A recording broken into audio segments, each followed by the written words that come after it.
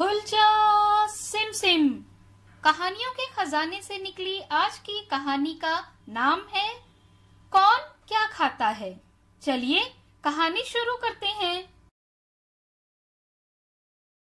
खा लो बेटा, मुझे नहीं खाना। ऐसा मत कहो, देखो चिड़िया ने अपना खाना खत्म कर लिया है। चिड़िया क्या खाती है, मैं भी वही खाऊंगा।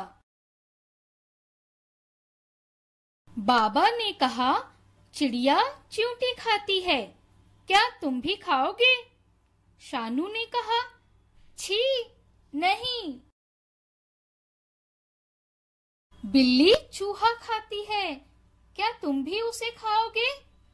नहीं। बकरी घास खाती है, क्या तुम भी खाओगे? हरगिज नहीं। मुर्गी कीड़ा खाती है, क्या तुम भी खाओगे? कभी नहीं। गिरगिट मक्खी खाता है, तुम भी खाओगे? कभी नहीं। गाय घास खाती है, क्या तुम भी खाओगे? ये नहीं। बाबा ने पूछा तो क्या चाहिए? शानू ने कहा गरम गरम दाल चावल और बहुत सारा प्यार।